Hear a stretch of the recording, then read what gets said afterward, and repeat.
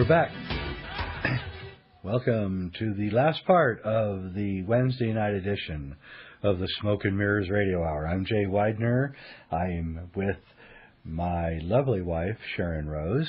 And God, I'm the luckiest guy in the world because I've got, two real women here with me. And they're not afraid to admit it like so many are these days, which really irritates me, by the way. I think women should be proud of who they are and what they've accomplished, and I don't think that there's anything wrong with a woman being a real woman. Not at all. Be a mother, have children. You can have a job too. Just nothing wrong with it. Anyway, we're back and on our last segment, and we don't have that much more time. Do you have any questions, Sharon, before I go on? Well, I'd like to ask you what you think each individual can do to prepare for the changes that are with us already and the ones that are coming. Oh, absolutely. Just following on Jay's thoughts, just to say that my Native American friend says that 1,000 years of peace will come when women heal their hearts. Wow. And I think Beautiful. that I just want to say, from a feminine or woman point of view, it is time for women to support women and not to bitch against them.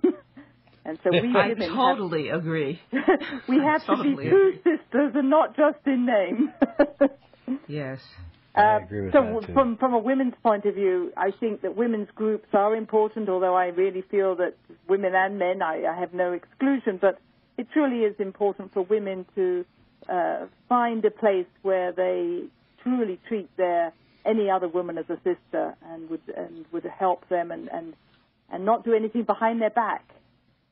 And at the same time, I think all of us need to simplify our life. So, Jay, you spoke about us growing things. I think we've all started to grow things in our garden, vegetables, fruits, being much more mindful of the way in which we can work with the earth. And I think these things are very important. I also think it's a time for us to follow our hearts. We've talked about that. Listen to our intuition. Don't put it off for tomorrow or when we're going to retire or 2013.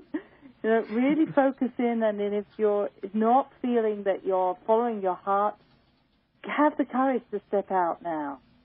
And finally, I think I would say is be aware that there are things that are going to fall away naturally at this time, and they may be friendships, it may be a job, but anything that's being held on to through pain or shame or fear now needs to be cleared so that we can truly understand the love that is here for us. And this isn't some soupy love, but this is the love of union, which we're all seeking, the unity energy.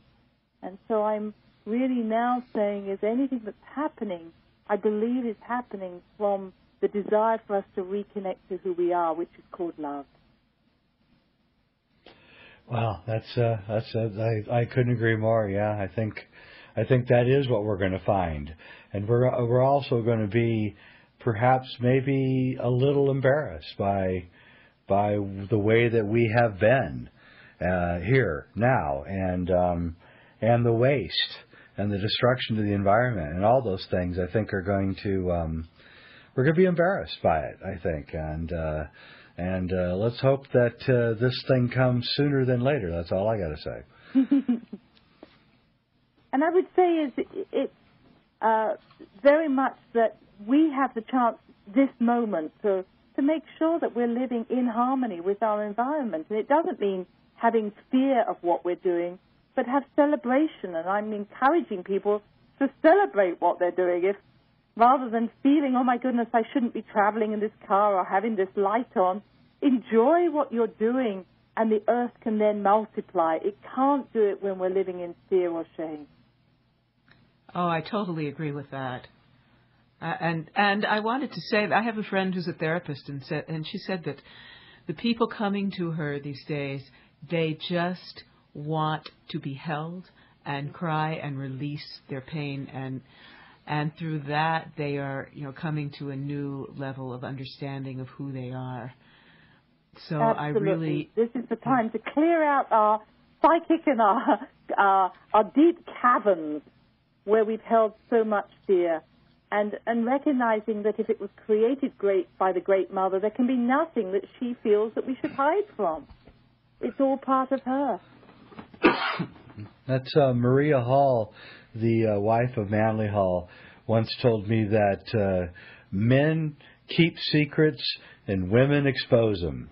And I've always thought that was actually a very apt line. And in fact, a lot of what's going on today with the release of knowledge is being done by women. That's what's so interesting about all of this, is that women are, hand in hand with the men trying to bring about this change, and they're bringing it about in a way that is more from the heart, more of a spiritual change. It's a spiritual revolution, not a physical revolution. Absolutely.